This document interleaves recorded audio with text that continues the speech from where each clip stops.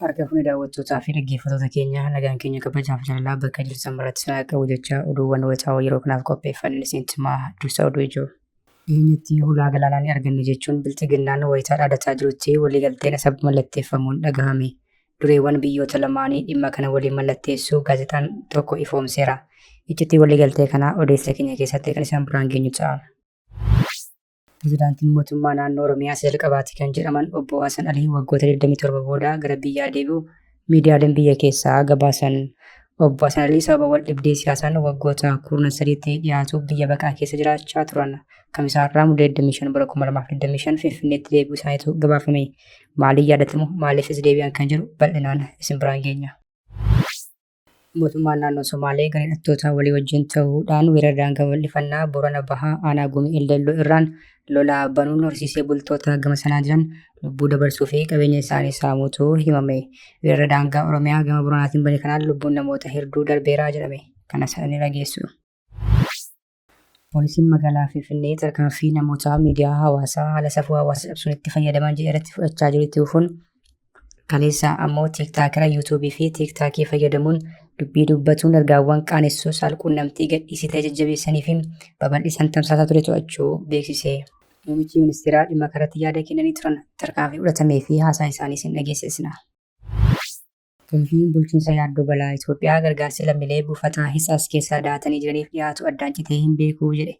Komishinichi ibsa roobii kaleessaa muddee 2025 galgala baaseen mootummaan buqqaatota buufata kana keessa daatanii jiraniif dursa kennee xiyyeeffannoon gargaarsa namoomaa fi nyaataa dhiyeessaa jira jedhe. Yoo akkas ta'e uummanni hammi sun akkamittiin beela'uu danda'ee kan jedhu ammoo gaaffiidha. Gabaasa bal'aa dhimma kanarratti qopheeffanneerra. Toora YouTube chaanalii kana subscribe, like, share taasisaa jechaan gara oduu bal'inaan qopheeffanneetti sin dabarsa. Dhiheenyatti hulaa galaanaa ni arganna jechuun bilchiginnaan wayita dhaadataa jirutti waliigalteen sababa mallatteeffamuun dhagahame. Dureewwan biyyoota lamaanii dhimma kana waliin mallatteessuu isaanii ifoomsaniiru. Abiyyi dabalatee qondaaltonni Opiidiyoo duraanii fi faarsee bultoonni hulaa galaanaa argachuu jira jedhanii wayita dhaadachaa jiranitti Arsiisii fi Isaayyaas gidduutti waliigalteen mallattaa'uun himame. Mootummaan Kaayiroo jiru Finfinnee diinaan marsuuf kana dura koraa guddaa tokko Asmaraatti qopheessuun kan yaadatamu yoo ta'u, loltoota isaas Somaaliyaa keessatti bobbaaseera. Gaazexaa beekamaan dhimma bahaa giddu galeessaa gabaasuun beekamu The National jedhamu dhimma isa bilaalchisee gabaasa guyyaa kaleessaa qabatee baheen pireezidaantiin Masrii Abdul Fattah Al-Siisii fi ginni isaanii kan Eertiraa Isaayyaas Afeworqii Asab irratti buufata doonii haaraa ijaaruuf waliigaluu ibseera. Gabaasichi akka jedhutti Masriin Asab qofaa osoo hin taane Jibuutii wajjin waliigaluun buufata doonii haaraa kan biraa ijaaruuf jirti jedhe. Akka gabaasichaatti Masriin haaromsaa wajjin walqabattee muddama keessa kan jirtu Itoophiyaa irratti dhiibbaa taasisuuf tarkaanfii kana fudhachaa jirti jedhe. Waliigalteen kunis iccitiidhaan qabamee akka ture ifoomse. Pireezidaantiin mootummaa naannoo Oromiyaa jalqabaatii kan jedhaman obbo Hasan Alii waggoota 27 booda gara biyyaa deebi'uu miidiyaaleen biyya keessaa gabaasaa jiru. Obbo Hasan Alii sababa wal dhibdee siyaasaan waggoota 13 dhiyaatu biyya baqaa keessa jiraachaa turan. Kamisaa har'aa muddee 25 bara 2025 gara Finfinneetti deebi'uu isaaniitu gabaafame. Obbo Hasan Alii walakkeessaa bara 1980 keessaa akka lakkoofsa Itoophiyaatti bara 1984 hanga bara 1987tti pireezidaantii mootummaa naannoo Oromiyaa ta'uun hojjetaa turan. Bara 1988 immoo wayitaa obbo Kumaa Dammaqsaa pireezidaantii mootummaa naannoo Oromiyaa ta'anii hojjetaa turan. Obbo Hasan Alii pireezidaantii itti aanaa ta'uun hojjetaniiru. Naannawaa xumura bara 1990 keessa biyyarraa baqachuun baqattummaan biyya Ameerikaa keessa jiraachaa turan. Ergasii waa'een isaanii dhagahamee hin beeku. Miidiyaa irrattis mul'atanii hin beekan. Kamisaa har'aa wayitaa gara biyyaa deebi'an pireezidaantii mootummaa naannoo Oromiyaa obbo Shimallis Abdiisaa fi aangawoota biroon buufata xiyyaaraa addunyaa booleetti simatamaniiru. Pireezidaantii Shimallis ergaa gama miidiyaa hawaasummaa isaa irratti maxxansaniin obbo Hasan Alii yeroo 13 dhiyaatu booda maatii isaanii waliin gara biyyaa wayita deebi'an simachuu kootti kabajamatti dhagahamaa jedhan. Obbo Hasan qabsoo uummata keenyaa keessatti gahee guddaa bahaa nama turan jedhan. Pireezidaantii Shimallis obbo Hasan mootummaan naannoo Oromiyaa sadarkaa har'aa kana irra akka gahuuf namoota dirqamaan bu'uura kaanidha jechuunis dhaadheessan. Itti dabaluunis mootummaan isaan waayilota isaanii waliin bu'uuressan qabsoo uummataatiin utubamee dhiibbaa hunda damdamatee cimee uummata isaan qabsaa'anii tajaajilaa jira jechuunis ibsan obbo Shimallis. Gahee obbo Hasan sadarkaa hundatti bahaniif akkasumas tajaajila isaaniitiif mootummaan naannoo Oromiyaa akka galateeffatu ibsan. Gama biraatiinis mootummaan Oromiyaa namoota oolmaa biyyaaf oolan sababoota adda addaatiin biyyarraa fagaatan gara biyya isaanii akka deebi'aniif deeggarsa barbaachisaa kan taasisu ta'uu eeran. Aangaan duraanii mootummaa naannoo Oromiyaa kun nama caaseeffama mootummaa naannoo Oromiyaa bu'uuressan keessaa isaan tokko akka ta'antu himama. Waa'ee lafa bal'ifannaa Finfinnee fi fi lafa isaa irraa buqqa'uu qonnaan bultoota Oromoo ifatti nama mormaa turanis. Finfinneen yoo feete samitti olaa guddachuu malee abadan qonnaan bultoota Oromiyaa buqqeeftee dalga akka babal'attu hin eeyyamnu dubbii jedhuun ammoo hedduu yaadatamu. Kana malees Finfinneen lafti ishees sabni ishees kan Oromooti jechuunis ni yaadatamu. Waa'ee jijjiiramuu alaabaa Itoophiyaa irrattis gumaacha guddaa akka qabantu himama. Heerri mootummaa federaalaa Itoophiyaa 29 bara 1987 raga'u namoota uummata bakka bu'uun dhimma irratti mariisaa turanii fi mootummaa naannoo Oromiyaa fi uummata Oromoo bakka bu'uun mallatteessan keessaa tokko obbo Hassan kana. Magaalaa guddoon mootummaa naannoo Oromiyaa Finfinnee akka ta'uu fi afaan hojii naannichaa afaan Oromoo akka ta'u labsii fi heera naannichaa keessatti akka hammatamuuf kanneen qooda ba'an keessattis ni eeramu.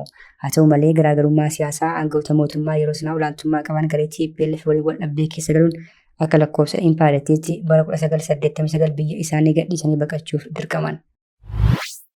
Mootummaan naannoo Somaalee hidhattoota waliin ta'uun weerara daangaa bal'ifannaa Boronaa Aanaa Gumii Eldalloo irraan lola bananiin lubbuu horsiisee bultootaa gamalachuun darbuu fi qabeenyaan uummataa saamaa jiraachuutu dubbatamaa jira. Weerara daangaa Oromiyaa gama Boronaatti baname kanaan lubbuun namootaas darbeera. Lola kanarratti mootummaan naannoo Oromiyaa dirmannaan taasiseen lola waraanni mootummaa Somaalee hidhattoota isaa waliin ta'uun weerara banaan kanaan uummata waliin ta'uun poolisiin Oromiyaa qolachaa akka jirutu himame. Suur-sagaleen kun yeroo loltoonni naannoo Somaalee Boronaa Aanaa Gumii Eldallootti lola banuuf socho'an kan agarsiisudha.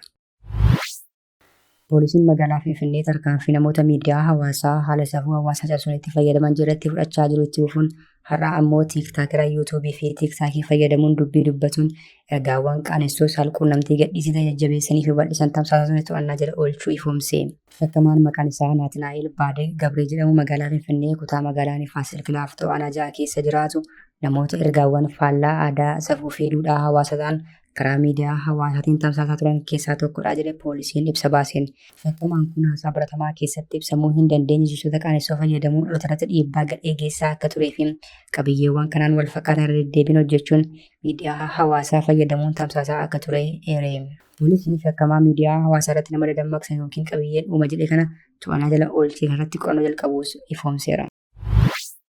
Koomishiniin bulchiinsa yaaddoo balaa Itoophiyaa gargaarsi lammiilee buufata hidhas keessa daatanii jiraniif dhiyaatu adda citee hin beeku jechuun haale. Koomishinichi ibsa roobii muddee 24 bara 2025 baaseen mootummaan buqqaatota buufata kana keessa daatanii jiraniif dursa kennee xiyyeeffannoon gargaarsa namummaa fi nyaata dhiyeessaa ture jedhe. Yoo akkas ta'e uummanni sun akkamitti beela'uu danda'e kan jedhu garuu deebii hin laanne. Biyyoota darban keessa miidiyaalee hawaasaa garaagaraan buufata buqqaatonni keessa daatan Hitsas jedhamu keessatti namoota argaman keessaa kanneen umriin isaanii deeme beelaan miidhamuun isaanii kan ibsame yoo ta'u suuraawwan jaarsolee qaamni isaanii miidhamee fi shunturee baay'inaan qoodamaa ture.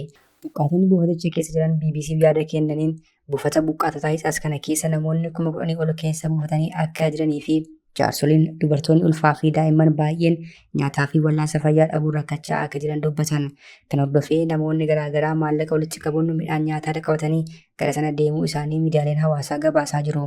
Koomishiniin bulchiinsa balaa yaaddoo Itoophiyaa garuu buufata buqqaatonni keessa daatan Hitsas jedhamu kana keessa lammiileen jiran deeggarsi namummaa akka isaan hin qaqqabne odeeffannoon ibsu dogoggoraa fi haala waliigalaa buufata kana keessa jiru kan hin ibsine jechuun haaleera. Kabajamtoota daawwattoota keenya oduun sa'aatii kanaaf qabannee dhiyaanne kana gaammaatti hordoftan ture oduu biraan hanga walitti deebinutti nagaatti.